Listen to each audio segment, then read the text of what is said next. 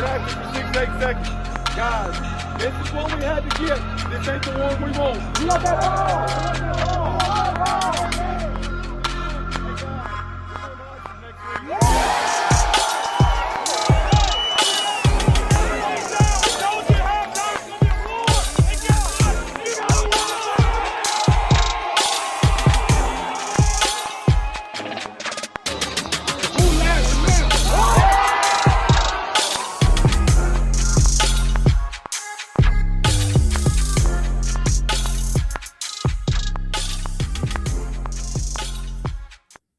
Hello, everyone. Welcome to another episode of the Laurel Leader Call Sports Show.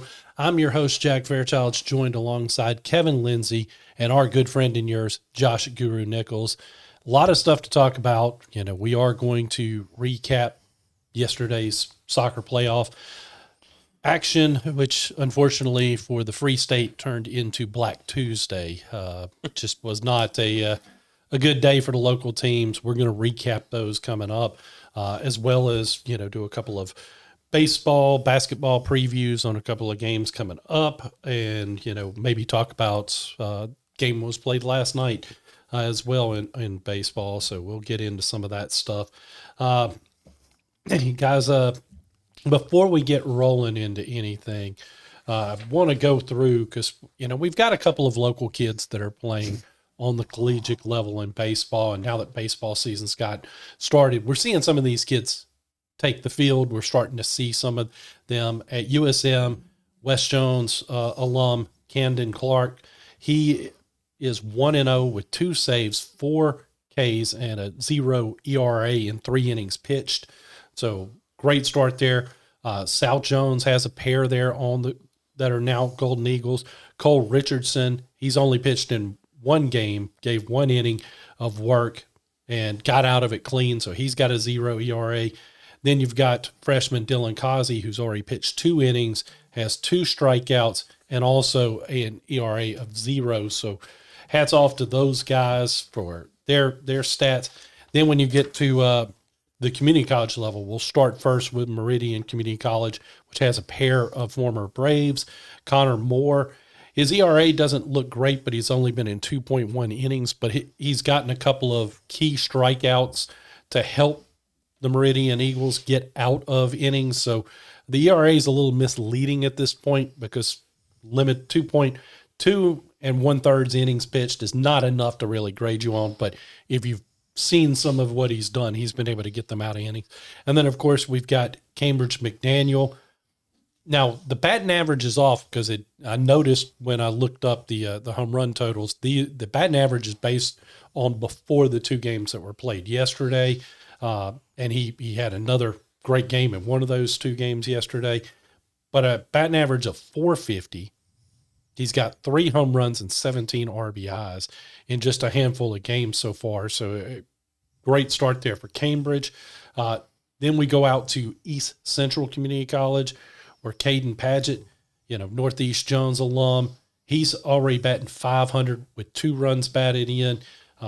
That kid we have always known, you know, same with Cambridge. They can just hit. We know that about those kids.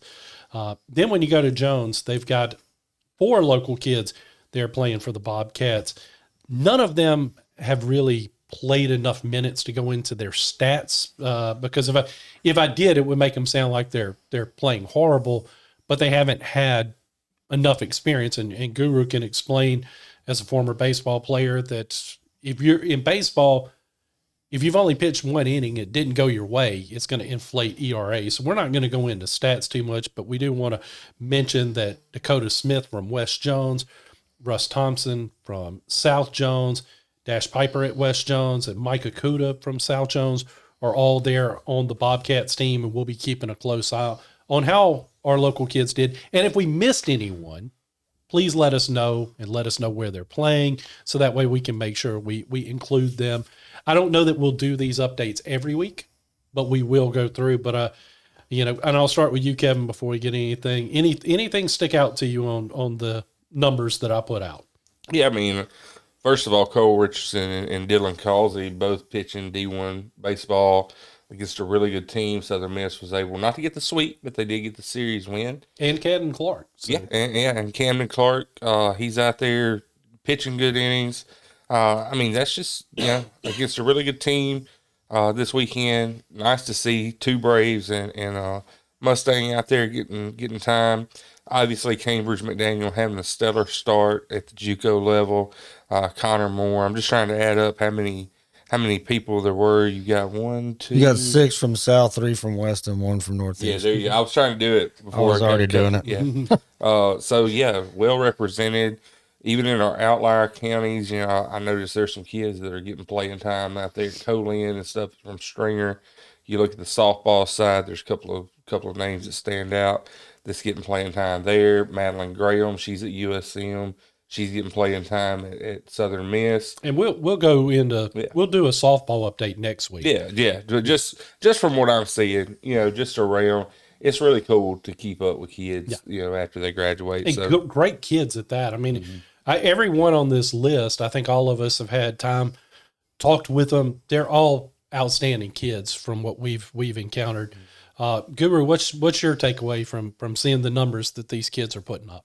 Well, not to double down on Kevin, but Cambridge, the senator's son, he sticks out most glaringly, off to a super hot start. And then Camden Clark with his 3 innings pitched over the weekend, 4 strikeouts, 2 saves. Southern Miss is only 4 games into the season. He already has 2 saves in his back pocket, so that's a pretty solid start there. Going back to what you said in regards to stats at this point in the season, you see the shirt I'm wearing, and I don't know if they can see my phone or not. I know they can't see the screen, but I'm actually watching LSU baseball right now. So if Guru gets excited and it doesn't seem like there's a legitimate reason, now you know why. But this weekend, LSU was playing Milwaukee University, and each time a batter would come up from game 1 through game 3, then they played on Monday night against Kent State. Throughout every game, when the batter came up, they second, third at bat, they would show, okay, he's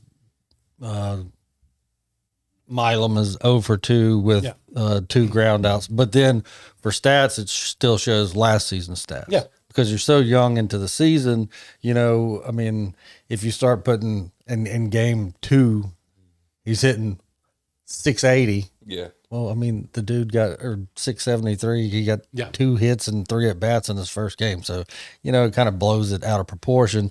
And then you have another guy who, in the first couple of games kind of struggled, and he's only hitting 100. But it is aggravating though when it gets about. Because this is game 5 and they're still showing that for each guy that's coming. I'm like, come on.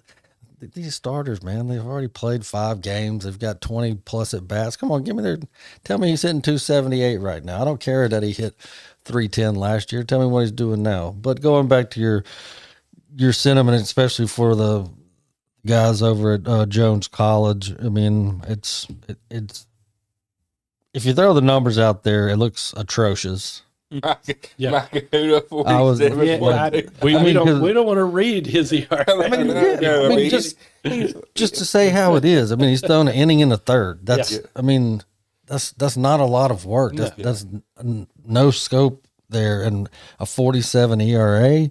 He had 1 bad inning. I saw the box score on that, and he did the same thing last year before he went on the big run. Right. He started off slow his senior year and then became one of the better pitchers last year. If he logs 30 plus innings by the time the season's over, that ERA is probably under 4. Yeah. So it's so early in the season, but like we've all stated, it's great to see these guys on the collegiate level, and not knocking the other 7 guys, but for the three boys out there playing D1 at Southern Miss, a top 20 ranked team currently, got a 3-1 win last night on the road at Southeastern Louisiana. Hopefully the other 7 that are on this list, this stop at the JUCO level is going to be just stepping stones for all of them, and hopefully, even maybe some of them only play 1 year, and they get the next get to go up the next step of the ladder and move on to D2, D1 baseball and further their playing careers. Yeah, and we know that there are others, that are playing around the state in JUCO. It's just harder to go through each one. That's why we said if we miss somebody, let us know. We just put this together, Kevin, 15 minutes before we went on air. So we know we're missing some local kids on it. So let us know if there's somebody that's been a standout. We didn't mention him on this. Let us know so we can add him on the next update. And next week we'll have something on softball players as well. So we'll get to that. I almost wore my LSU softball shirt today. We should have. No, they disappointed me. They went 1-4 last weekend and dropped to 17 in the polls. Poor Goose. Poor Goose. I guess you got to stick to baseball. The trials and tribulations of Guru's life. And speaking of disappointments, last night Guru and I did live look-ins from the West Jones game. We didn't come back to recap it after the game because we knew we were coming on and doing this show today, and we just were like, I don't want to have to recap that twice because it was painful. But before we get to that one, Kevin was at the Northeast Jones boys game. He had his ear to the ground to keep up with the Northeast Jones girls game. Kevin, just kind of give us what you know first and what you saw in the boys game and what you know in a recap for the girls game. Yeah, I'll start off with the girls. That's what I know the least about. I was trying to keep up with it through social media.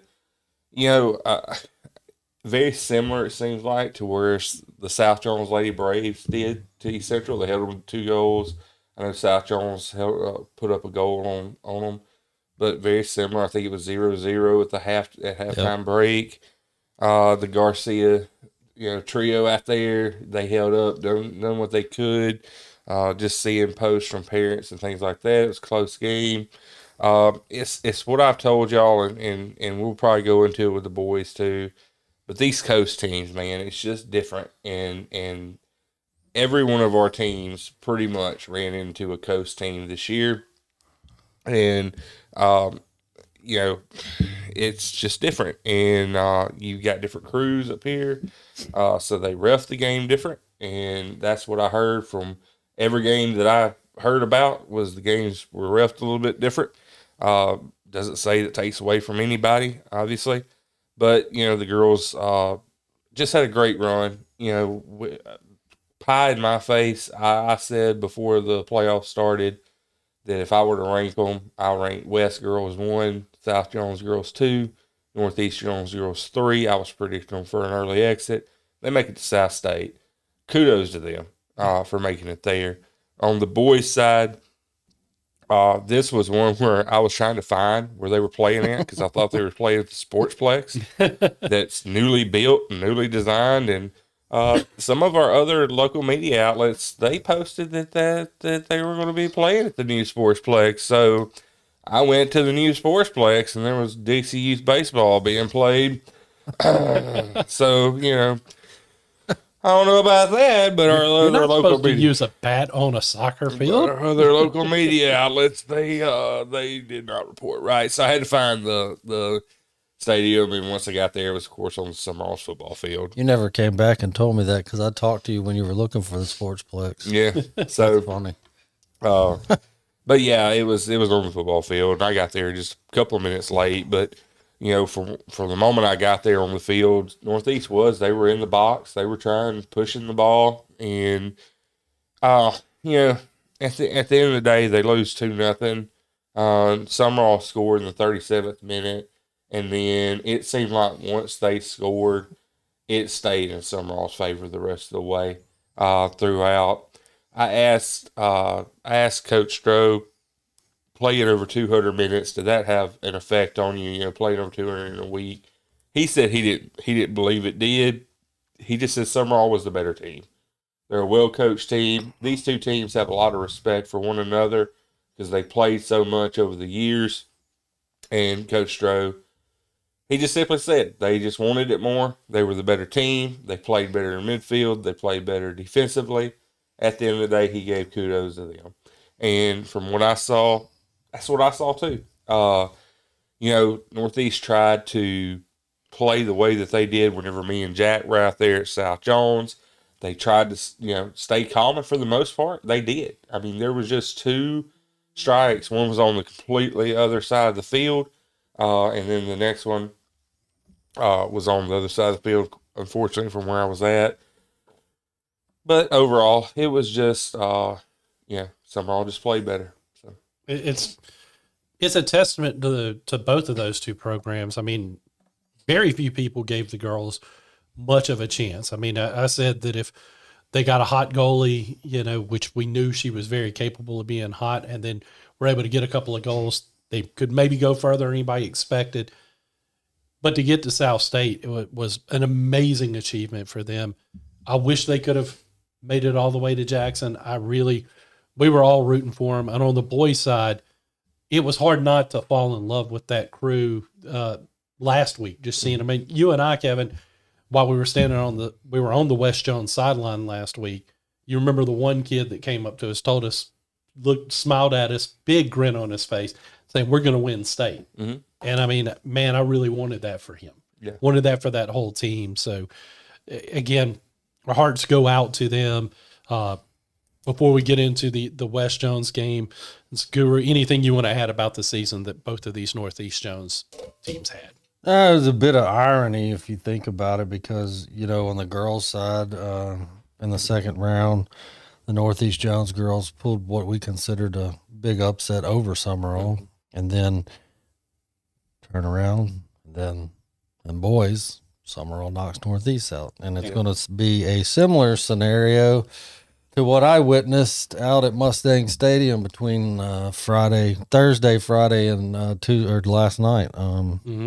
Kind of a little segue into that, but yeah, I mean, kudos to all 4 teams. The 2 teams from Northeast, 2 teams from West. I mean, you gave these 3 old guys something to cheer for and look, hoping to be coming up to Germantown High School this Saturday to cover one of you. We were hoping for all 4. We had settled for 1. But in the end, I mean, probably not quite as near for the seniors, I'm sure. But outside of that, everybody else in the community around each program, we're just as sad as y'all are, because we wanted to see come to Germantown to cover one of y'all playing for a state championship. So congratulations to all of them on a great season. And I'll let you take us into what we witnessed at West Jones last night. Well, Guru, why don't you, I know you were taking notes on the girls' game. It was that game. I think you should do boys. The boys, and then because the girls was a little bit more dramatic. So yeah. The boys' game, West Jones dominated the possession. Yep. They really did. Very, very disciplined. They were finding angles, but every time it looked like they were going to get a goal. Keeper made a great save. The goal misses by like that much. I mean, it just was one of those nights. The best way to describe it, and anybody that's played soccer, this is a term we throw out all the time whenever something doesn't go your way. Unlucky. They were unlucky. I mean, they had that one, I think it was late in the second half in regulation, like right there in the box. I mean, like you couldn't have placed it any better. And I mean, it was just a little chip shot, and he clipped it the wrong way, and it sailed hard left on him. And I mean, I just can see him in my face right now, just dropping to his knees, and 2 other teammates behind him, because they knew that goal goes in. We probably are going to the Jackson metro area on Saturday to cover them. But like you said, it's Yeah, and that George County team, a lot of credit to them. Oh, absolutely. They had very, very, very fast forwards. And you could tell that their coach was running a counter-attack strategy. Play strong defense, hope for a mistake, capitalize on the mistake. Their first goal was a fluke goal. I mean, it wasn't even because it wasn't their strategy that led to that goal. It was kind of a fluke. Second goal, I think was a little bit more of the counterattack. But again, it was one of those games where it broke your heart. talking with Coach Sullivan after the game, you can just see how much he loves those kids. Oh, yeah. 12 seniors that he has to say goodbye to. This is a team that only lost 3 games. I mean, but as the old saying goes, it's really hard to beat the same team 3 times in a season. They'd already beaten George County twice. Both teams knew what the other one was going to do. I mean, Coach Sullivan told me that. Said we knew what they were going to do. They knew what we were going to do. So there wasn't a lot of surprises in store. It just, when it comes down to it, it really came down to which team got the lucky breaks when they needed it and which team didn't. Very, very unfortunate that it was the West Jones Mustangs. And two, you know, being out there watching it with you, even when they went down 2 goals, and I think it was roughly 12 or 13 minutes still to go in the game, you still didn't feel like they were completely out of it. I never felt like they were completely out of it until somewhere around the 2.5-2-minute mark after George County got a clearing shot that sent the ball back over on their side of the field, and then you could just feel everything just starting to wind down. Well, if you remember, after that second goal, you remember exactly what I told. All they need is one. Yep. They get that one. And then you put the pressure. George County was going to tense up, and I think they would have gotten that second. It was so close. It just didn't happen. But I mean, here's the other, and I'm glad you brought up that about we still believed until there was like 2.5 minutes left. And the reason why we believed, those kids never quit. No. Even after that 2.5 minute where they were fighting as hard as they could. Everybody probably already knew the game. There was no way you were getting 2 goals in that short a time, but those boys didn't stop like they believed it. So hats off to them. And that's a testament to Coach Sullivan and the program that he runs there. The fact that they fought to the bitter end. Super proud of those kids. Again, I've been in that situation. I've walked off the field in a North State championship game. I've walked off the field a loser in a state championship game. It really doesn't feel good at all, no matter what, especially if you're a senior.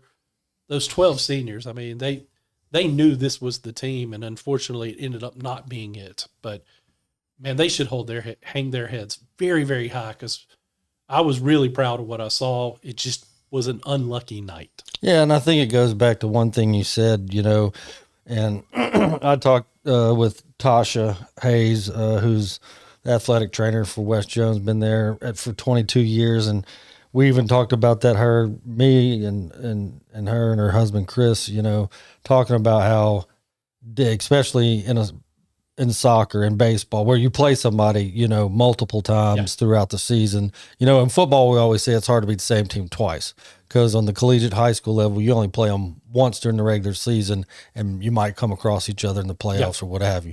But in the other sports, basketball, baseball, soccer, even pro football, you might play a division team 3 times. Right. And it's difficult. West had beat them 5-4 and 2-0, and you know, even the Hayeses were saying, we all agreed she has a daughter, Marley, that is at Pearl River playing her sophomore year of soccer there. So they were a soccer family. They know the game just as well as anybody sitting at this table. And, you know, they agreed, same thing. You know, it's just hard to beat somebody. And, you know, not that West Jones wasn't focused, but it just felt like George County was on a mission. They did not come to Jones County to leave defeated. And, you know, hats off to them. Good luck to them. I mean, now there's some schools, especially ones that look around and like doing negative things with where they grab people during football games. Those type of schools I won't cheer for, but I will be cheering for the George County Rebels to win the Class 6A boys. And it'll be a repeat, because didn't they win it last year? Or don't make me lie, Jack. I'm not 100%. I thought somebody said they won it last year. So, and before we go to the girls, I'll just say one more thing that Coach Sullivan told me, and this backs up what Guru was saying, that if they played this game 10 times, they probably would have split 5. Yeah, 5-5. They were pretty even. Kevin, anything you want to add? No, I'm the same way. It's hard to beat somebody 3 times. I was actually going to refer to what Guru said, that West Jones had beaten them 5-4 and 2-0. You know, I think it was George County who won it all last year, and they're going up there, I think, to try to repeat, if I'm not mistaken. I think that's right. You know, I said last week I thought this was the year that West Jones gets over that hump and goes back to a state championship. Just unfortunate that happened. I'm surprised that it wasn't that more 5-4 game than a 2-0 game. Yeah, I didn't expect a shutout. Did you? No, I even said it at halftime when we did a halftime update, even though the score was 0-0. I said it live on air that I felt like we were fixing to see a barrage of goals happen in the second half. And unfortunately for West Jones, they just could not find the back of the net.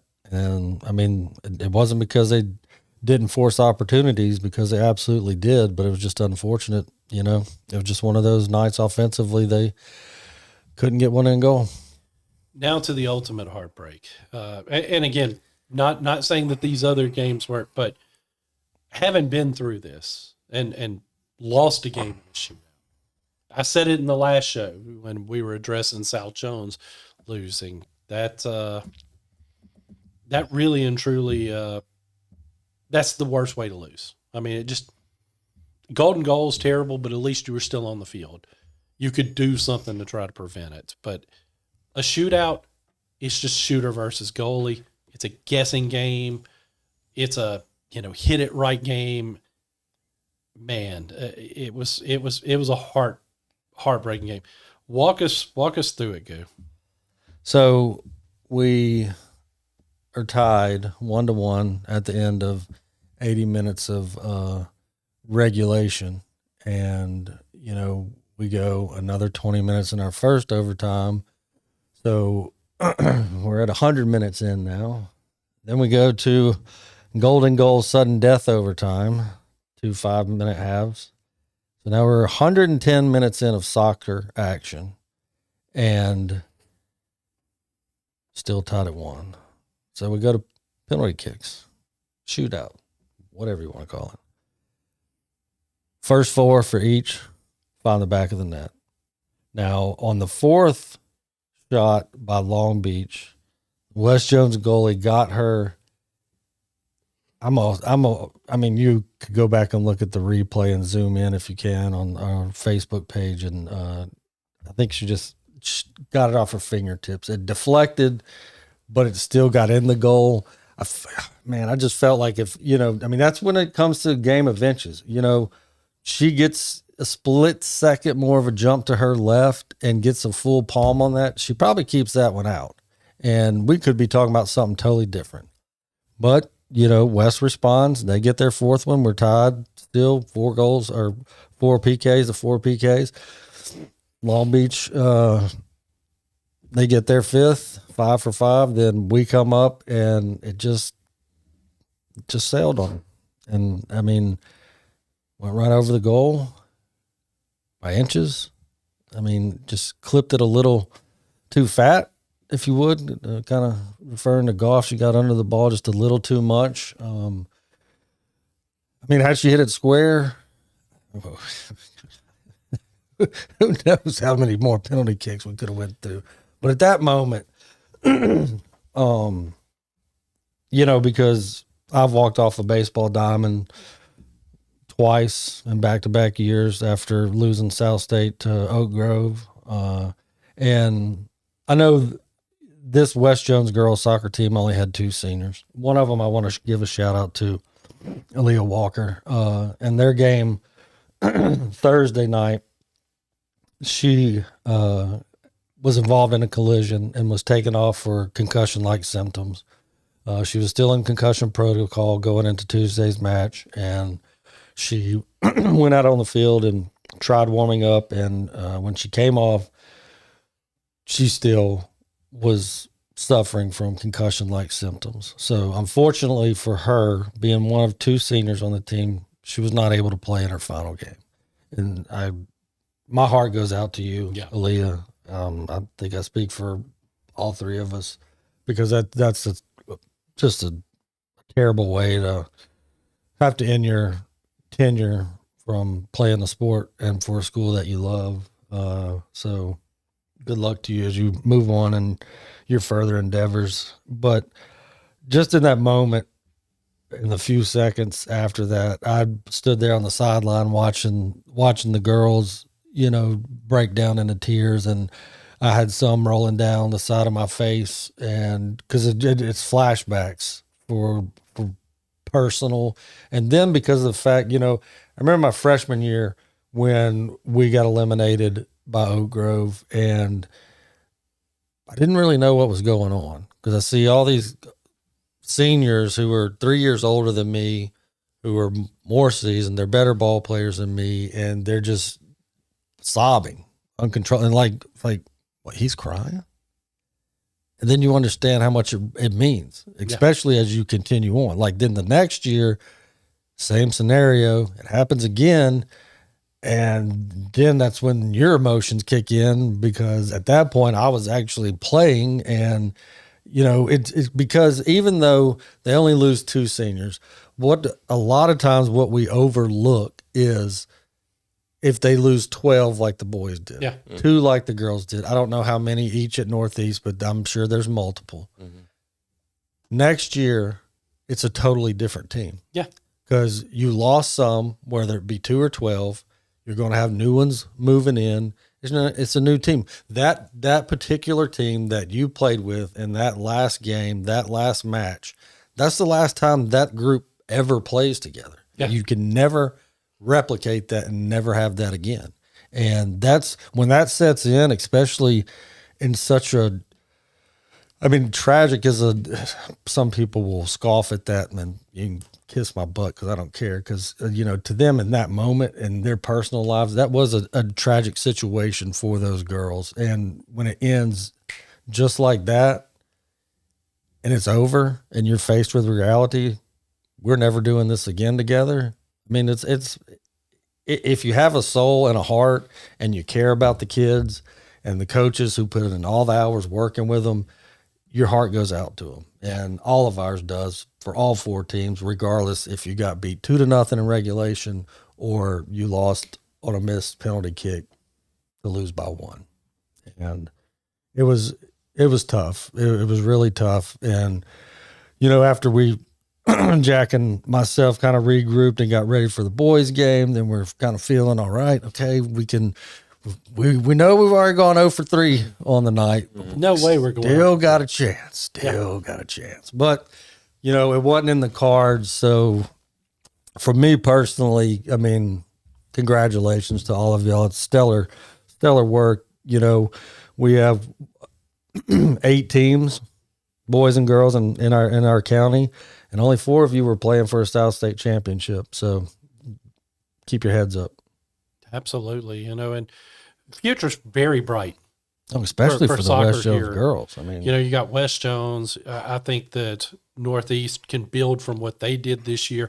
South Jones already is building a pretty good soccer program. They didn't make it to South State, but that's because they lost to another county school, but they made it to the second round.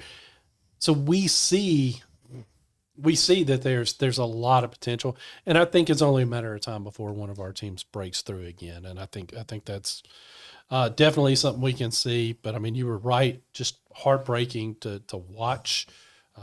Deja vu for us is a real thing, especially having been in shootouts and missing a shot almost in the exact spot she missed. I can understand the feeling, but and I'll leave it as this. The girl that missed that shot, she didn't cost that team that game. No. They lost as a team. You get a goal in regulation, you don't worry about this. You get a goal in overtime, at any point, any of those. So again, the whole team, so I know it's hard to understand. I really do. Been there. So I understand that more than you can know. But if you're beating yourself up today, stop and understand the sun still rose today. And that's the best thing I think I can say on that. Kevin, before we move to baseball recaps, is there anything you want to add to that? Yeah, Callie came with me to the Summer All in the Northeast game, and she played soccer growing up and whatnot, and she's really taken a liking to being there. She was South Northeast game, sitting with my daughter in the stands, and there's a couple minutes left, and you know it's over.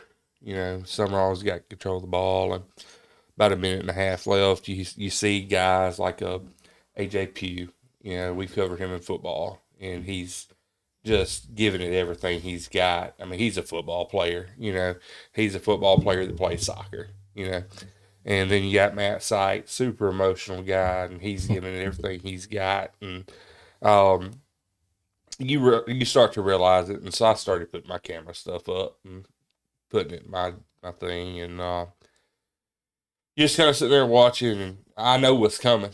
You do this for 10 plus years, you know the breakdown's going to come, and immediately you got Matt. He falls on the ground and is just face down on the ground crying.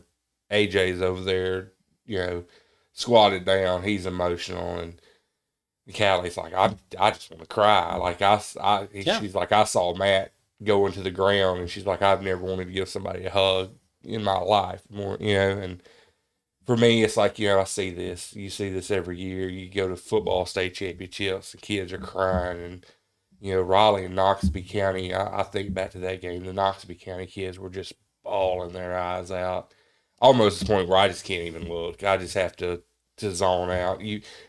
South Jones last year in the state championship in baseball. I mean, that was hard to interview those kids afterward. I mean, it just goes back to how we get attached. Yeah, that's what I was gonna say. I mean, over 10 plus years, there's so many memories I could think of seeing kids just hurt, and I think I look at like the Stringer softball team, and they finally got over that hump and won a state champion. You can't help but you can't help but love it.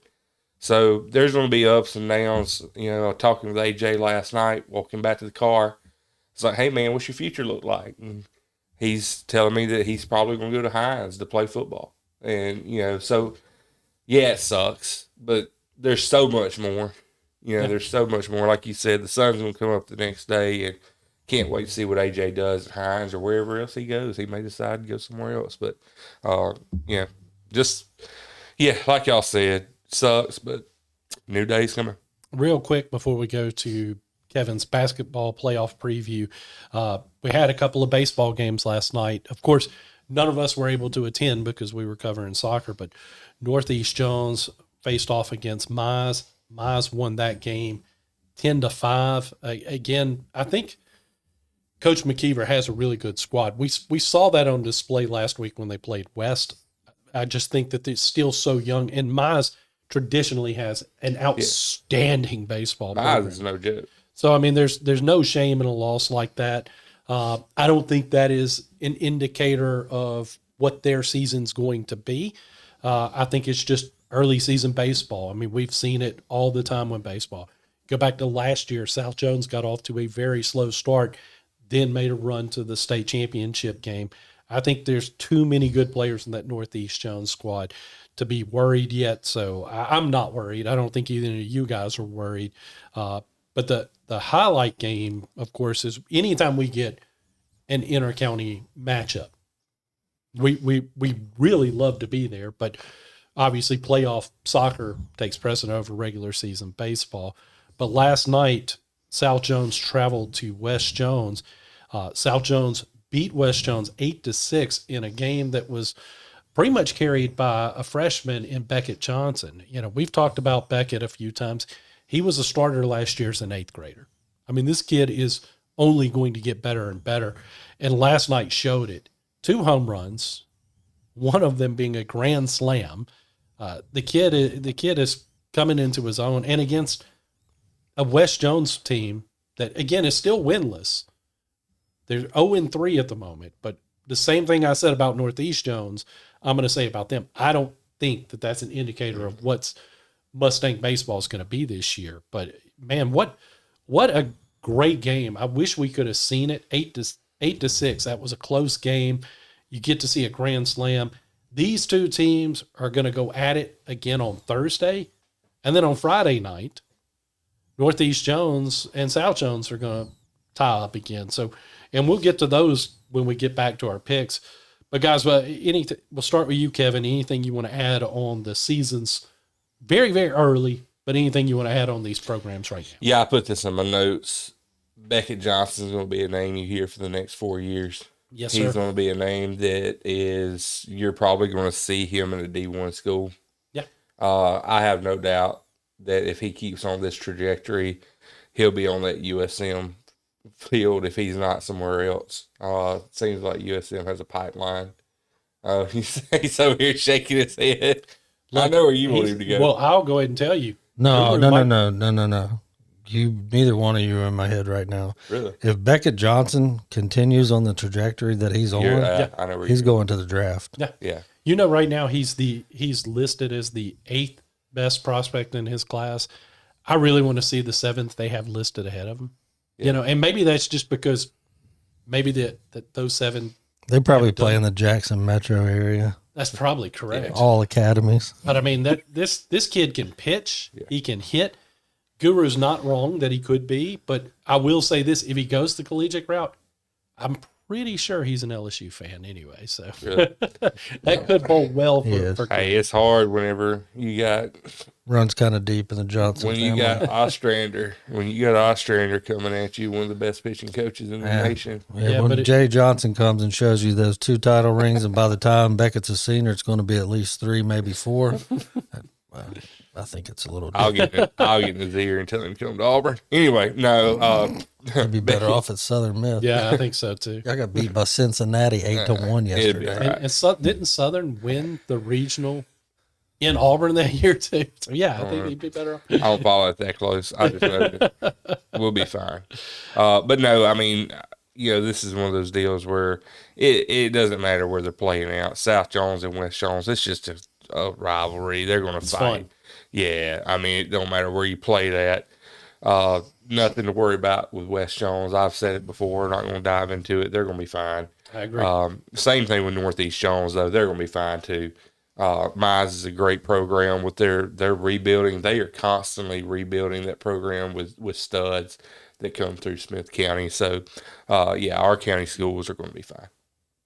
Yeah, I agree 100%. I mean, we're only a week into the baseball season. I mean, it's still, this is still time for, sure, you want to come out and, catch fire quick and keep rolling. We did that my junior year. We played in the Pedal Invitational Tournament. We went there, won the first 2, lost to Pedal. Then we won the next 22 regular season games.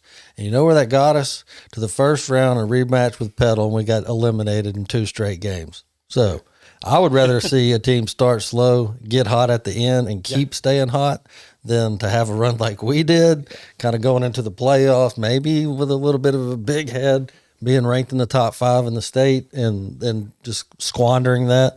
But yeah, they're all going to be fine. It's fun, like Jack said and Kevin said, with the inter-county meetings, especially. Not knocking anybody else's, but when it's South Jones and West Jones, it's just different. It doesn't matter if they're playing baseball, football, or hopscotch. It's, it's out for blood. And I think through every one of our previews that you can find in previous editions of the paper, every one of these teams are all trying to figure out who's pitching as my 2, who's pitching at my 3, what's my lineup going to look like for West. I said putting the pieces together.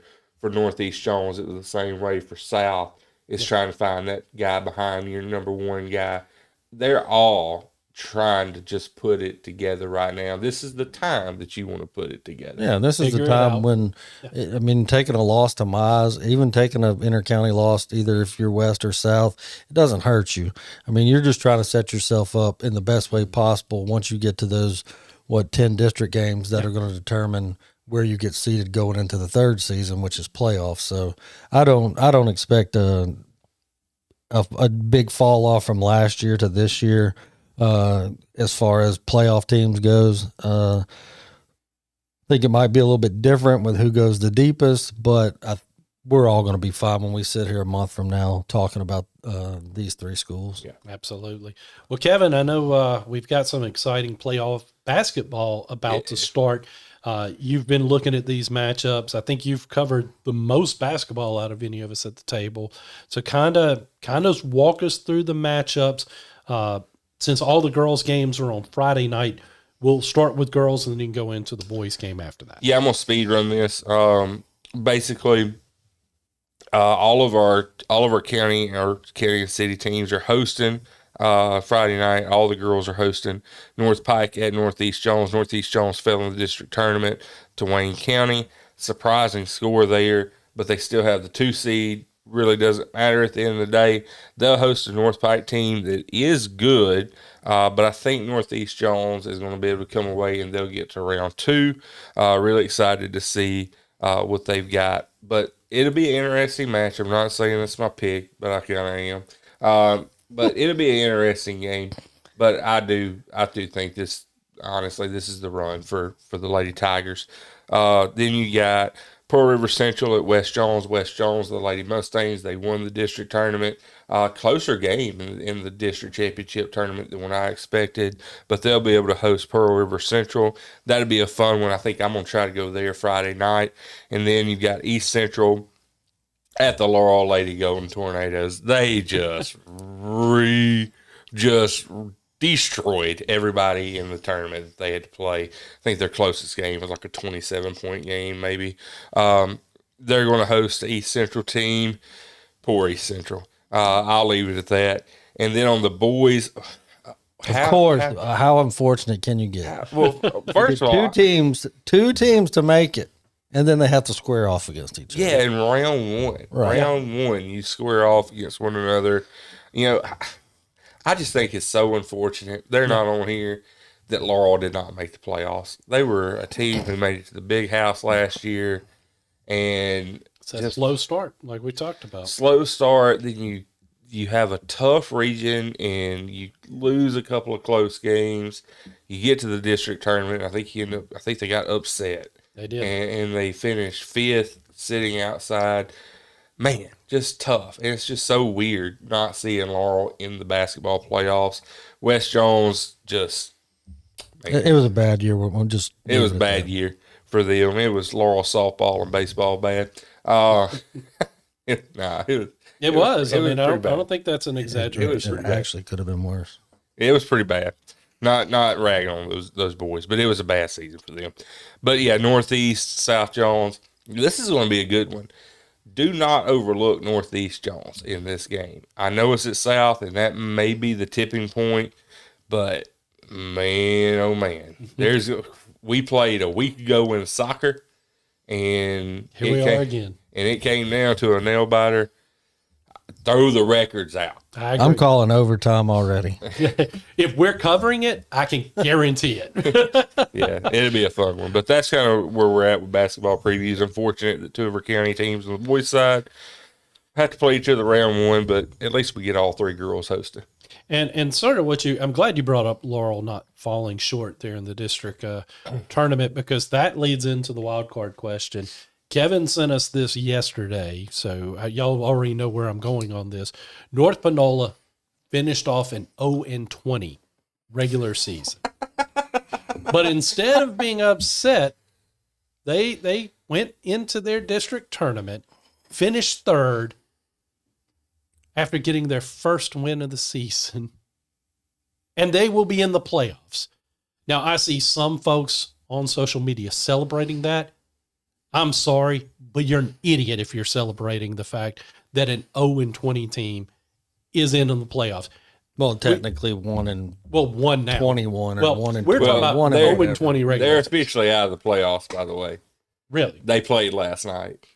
Well, that's not how surprising. bad did they get beat? 74-25. Yeah, way to celebrate that there, guy. And North Panola is what class? They are class. 3.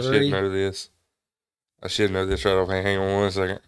They are. Where is it at?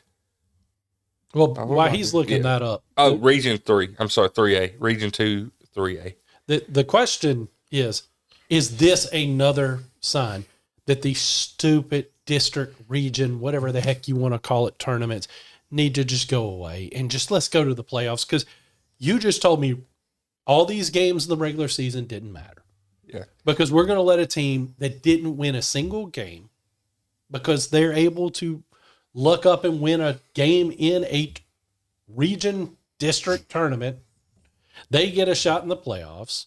That's not something to celebrate, because it proved they didn't belong because of what happened last night, apparently. This is another black eye, in my opinion, for Mississippi high school basketball. It's not great. There's nothing cool about it, because again, those kids had to go somewhere and get annihilated, and it's dumb. To be fair, there's only 4 teams in their district. To be fair, There's nothing fair about that. Well, So what you're telling me, again, is that they didn't win a district tournament game, they still were going. What I'm saying is, it's not like a deal with Laurel where there's more than 4 teams. No, what you're saying is also that there is another reason to not have 7 classifications. Yeah, that's the bigger picture here. We need to close down. We need to move regions together or something. Let's just go back to 5A as the top. It was fine then. I'm okay with having 6A. That was okay. 7A has been proven to be a joke. Can I talk about? You do whatever you want to, Big Daddy. Explain to me what the district tournament stand for. Can I kind of walk people through that? If you can condense it short, and not make this be a 20-minute lecture. Yeah. Well, no, I think we asked for help on this in last episode. So, but I'm picking on them because of how long we went last time on all that. Well, here we go. We're fixing to go through it. The district tournament solely determines playoff seeding. So let's say, for instance, let's use Northeast Jones in Wayne County, because that's the one we focused on, right? If Northeast Jones would have won, they would have been a number 1 seed in the playoffs, whereas Wayne County would have been a 2. The coach, I'm not naming who it was that told me this, but he said it's a super controversial topic in the coaching world because it can mess up people who've had a great regular season if they had one bad week in the district tournament. And so, for instance, if Laurel could have made it further in the district tournament, they would have at least gotten to the 3 seed. But because they got upset, they finished as the 5 seed. And they're out of the playoffs. So which is dumb. So for instance, he said this. He said back when there were only 4 teams in a district and no first round district tournament buys, you would actually have teams win the regular season championship, then miss the playoffs entirely if they went 0-2 in the district tournament. That's how it was, and it's what I think I said in last week's podcast, where I thought that it was that happened to South Jones or West Jones back several years ago. And he said it really doesn't mean too much now, referring to the district tournaments. And he said the regular season matters in the sense if you finish top 2, you get a first round bye in the district tournament. So that guarantees you're in the playoffs, but afterwards it doesn't mean much. So basically, I didn't ask him this. Basically, it doesn't matter much other than you're playing more games and you have a risk of one of your players getting hurt. That's how I took it. Yeah. Like what happens if you have your star player go down to an ankle injury? The tournament didn't mean much. So your first 2 seeds, for instance, Wayne County and Northeast Jones, they had to play in the tournament, but the lowest either team could have got was a 2 seed. And for instance, this is Northeast Jones and they're hosting a playoff game. Yeah. So tournament doesn't mean much. So just do away with it. It's an unnecessary risk at injury with very little payoff. I'm not a fan of it. And you could get the playoffs started soon. Maybe even give a team more than one home playoff game too if they had an outstanding regular season. I don't know, but I do go back to what we were saying before. Let's get away from 7 classifications. It doesn't work. I think we should have a district tournament in baseball and just have single game elimination in the playoffs. I think district tournament in football. Just kidding. Yeah, I think McKeever, Strickland, and Sutton are all rolling their eyes at you right now, Kevin. I can't wait to be at the baseball field and have that. Yeah, none of them will be pleased with you even putting that out. if you speak that into existence, you'll probably never get another interview with any of It could be like the MAIS where you have tournaments for the tournament. Let's not get into it. We said we wanted to keep it short. I'll say this, you know, on the collegiate level, I guess it makes more sense because let's go men's basketball. There's 330 some odd schools competing to get to 68. Yeah. Be one of the final 68. Yeah. So maybe your best player during the regular season had to miss some time due to injury, like Kevin was talking about. And you were predicted to be a good team. And you had your ups and downs. You finished barely above 500. But you know you're better than that. And no, you didn't win the regular season. But now here you go into your conference tournament and you got your full roster because we've seen this. And I mean, I can't think of off the top of my head immediately. You know, they made that run in the 80s where it started in their district tournament. And I mean, we got to at least talk about something after Kevin was born. Why? It's fun when Kevin looks at his puzzle. Because we don't like black and white. He's like, when did NC State ever win a championship? This wasn't color. But no, I mean, in that aspect, I get it. But like, it makes no sense to, in essence, like for us, Laurel got punished. Yeah. And then a team like North Panola gets rewarded for not even winning a game. Yeah. And would have been whether they won in the district tournament or not, apparently. Right. And go into that scenario, I think if we have to stay with this crappy system that we have, if you have a situation like that, because you know in their region or classification 3A, there's another region out there that has more than 4 teams. Yeah. Give me an extra team from that region. Amen. Because this is no disrespect to the coach, to the players. You just weren't that good, apparently. You were 0-20. I mean, the record is the record. You don't deserve to be in the playoffs, regardless. It's not, is it your fault that the rules worked in your favor? No, it's not your fault, but you don't deserve to be there. And those are the situations that need to be fixed. And you fix that by changing from 7 classifications. Go backwards. It's like Stringer having to go to Simmons the past couple of years in football to play a playoff game because Simmons is in the South. Not knocking Simmons at all. No, it's not their fault. No, Simmons should not be in the South. In the South Delta, because that's where they are. But, Yeah. I mean, they're way above Jackson. Yeah.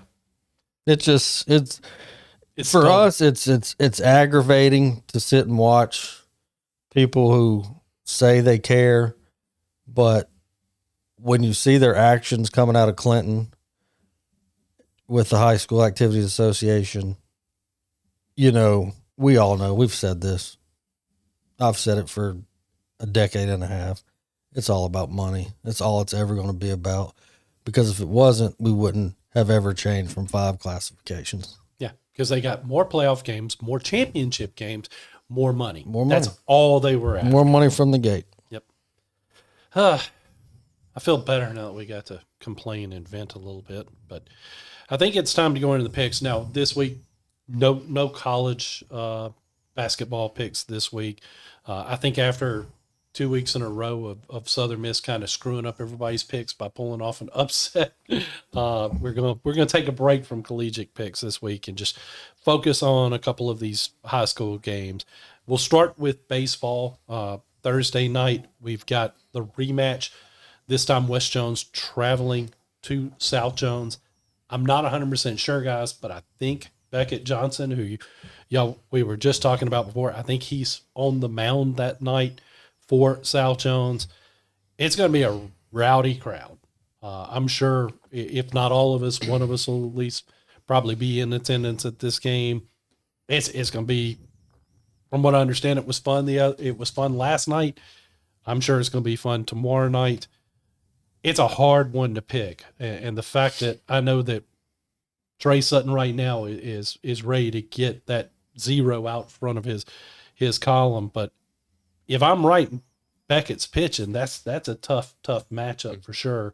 Because Beckett, with the exception of one bad pitch, he pretty much shut down a PCS roster that is one of the tops in the state. So again, if Beckett's pitching, and I think he is, I think South Jones will win this one. But man, I think it's going to be another dogfight, and it would not shock me to be proved wrong on that. Kevin? Revenge game for me. West Jones picks up their first W. Fly the W, baby. Man, it's February baseball. Anything can happen. I mean, this is the time where you're still trying to figure things out. But all in all, at the end of the day, I agree with Kevin. I think West Jones finds a way to come out on top. I don't know if Beckett pitches then or if he pitches Friday. He's going to pitch in one of them. Whichever one he pitches in, South Jones wins. That's kind of how I see it. If Beckett's not pitching, I'm with y'all. It'll be the Mustangs. Northeast Jones at South Jones. In my scenario, I think Beckett's already pitched, and I think McKeever is out for blood. They beat South Jones last year at Jones College. I think this year, it being they're on the reservation, I'm not sure how much it's going to matter on Friday. I mean, Friday night, you've got these two teams playing in baseball. Saturday night, you got them turn around and playing on the basketball court. So it's going to be a lot of fun. I think, again, assuming Beckett's pitching Thursday and not Friday, I think Northeast is going to be able to take this one. But I think it's going to be a battle. Kevin? Northeast Jones, I'm sorry. You catching the L. South Jones wins. Me and Kevin are on the same wavelength today. I think South wins because West beat them Thursday. They bounce back on Friday, and then they knock off the Tigers. Now let's get to these basketball games. They're going to be fun. We'll start with the Saturday game. We'll go ahead and get the boys' game picked out of the way first. Northeast at South Jones. Man, that's going to be fun. I mean, these two teams are. I mean, I don't think that the rivalry's nearly as intense as South and West, but it is pretty intense from what we witnessed at that soccer game.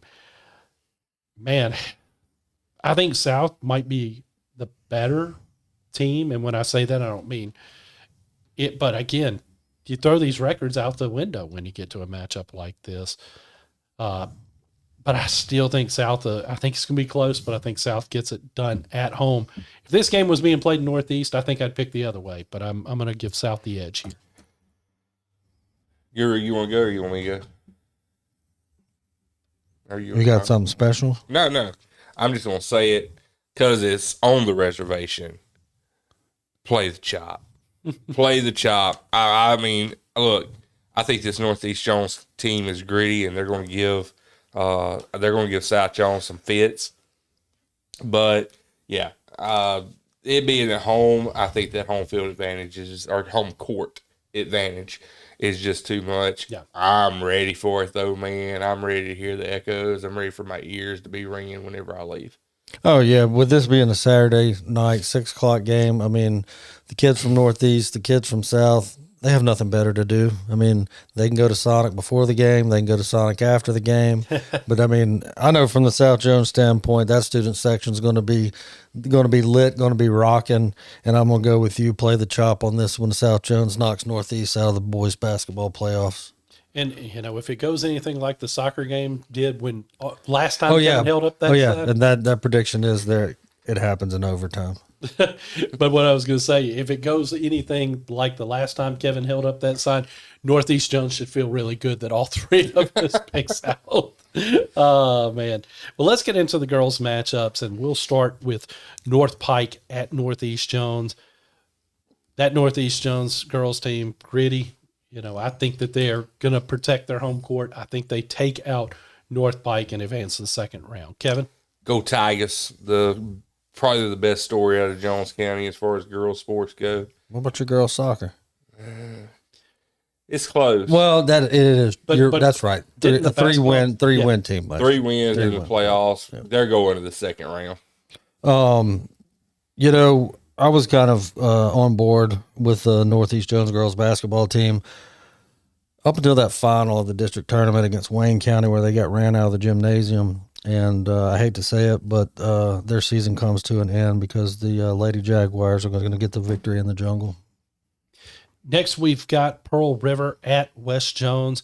This West Jones team looks really, really good.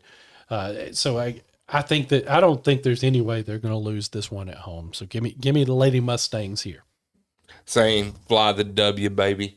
Coach Murray's going to have them girls ready, and they are ready to get back to Jackson. And Kevin sounds more and more like a Cubs fan every day talking about fly the W. Good job, Kevin. Go ahead, Guru. Yeah, Coach Murray will definitely have her girls ready to play. And traditionally, girls basketball at West Jones, especially under her leadership and Sandra Summerall before her, I mean, they're going to – Friday night game, everybody's going to be off work, 6 o'clock tip. I mean, they're going to show up and show out there. Mustang Gymnasium, and they're going to move on to the second round. And now in our last game, which traditionally we call our game of the week, but I'm This should have been the first pick. Well, I saved them for last because I really think that they're the class of any basketball team in our area, boys or girls, is this Laurel girls team. So they get the honor of being the game of the week mainly because of them, not because of the matchup. Because I think Laurel girls. You remember back in football, and I don't want us to do this again because it ended up not working out well for the team we did this for. But you remember when every time Heidelberg was playing, I've already made notes on this before you even thought about it. So I don't want to bring that back for them because, again, I don't want to jinx them. But I do think this is going to be an ugly, ugly game. The Lady Tornadoes are going to handle business. They're going to the big house. They're going to spoiler alert, we're going to be picking them all the way as long as we can. Go ahead, Kevin. I'm going to say over under 70. I'm picking the over on 70. Oh, the over under? Oh, yeah, for them. Not just East Central. I'm just saying as the team will they score more than 70. Yep, you got LHS over 70 points. I would agree with that. Unless they just cool off. Well, I had the spread set at Laurel 56.5. And this would be my question. I agree with Laurel score 70. Does East Central get more than 20? Yeah, I'm going to say 26. I'm going to go no. I think they'll hold them under 30. I'm gonna side with Kevin. I'm gonna go. Yeah, they get over 20. Either way, it doesn't matter. Laurel huge. Yeah, huge. I tell you, it's going to be a blowout. Laurel. Goodness, it's so exciting. This time of year when you've got. Yeah, we hate that soccer's ending, but basketball playoffs are kicking off. We got the early days of baseball, softball, and again next week we'll go into a little bit more recapping what the softball teams have done. I know South Jones is off to a great start. I think Guru will have us an in-depth report on where Laurel is in the early season in softball. So again, we'll get back to some of the softball updates. Look, I'm going to be Guru can attest. We're tired. We had to sit through a lot of soccer last night, then leave the field and go deliver newspapers last night. And that's why we didn't want to, that's why I didn't research any college basketball games to add. Well, let me throw one out real quick because at, 3:30 this morning, I was still watching SportsCenter for like the third time in a row after I got home. And I didn't even know this was happening until I watched it. So you got number 1 ranked Michigan on the road at your favorite number 3 Duke on Saturday at 5:30. Who you boys got in that one to cap off episode 20-something? Michigan at Duke? Michigan at Duke. Man, give me the Blue Devils or hold court at Cameron Indoor. I'm going Blue Devils. Not picking Duke. I knew you weren't. You are not? I'm not. But so you're picking Michigan? Yeah. Okay. That would be the yes. Well, I mean, you got to make a pick. Just saying, I'm not picking pick the asteroid to come down and. I mean, I don't know why you have that such hatred towards Michigan. I can understand it to puke, but I mean, that's a different story. Maybe we alert Michigan where they can get out of the arena. I like that. This hatred of Duke. And bring back Christian Leitner for Christian Leitner night. Yeah. Let's do it. Because the maize and the blue coming to the Cameron and the crazies aren't going to be too crazy after Big Blue runs wild on you. Go Wolves. We'll see. Like I said, And by the way, LSU walked off Nichols 12-1 with a 3-run homer in the bottom of the 8th for a mercy rule. Mercy rule walk off. Those are still cool. I mean, we've seen a couple in the high school level, and it's still cool anytime you can see one of these kids get a walk off, even if it's a. And it was a walk off bomb too. Yeah, And I had a slice of pizza. And he liked it. he did, and that's probably why we probably need to wrap up this show because Kind of getting senile up here. Well, I think there's only a matter of time before Kevin has the issues, and we'll just leave it at that. And me and Guru don't want to be around when those issues I don't think happen. either one of us can talk too much about who has issues and when. It's a revolving door. It just happens to be, what somebody ate previously. We'll just leave it at that.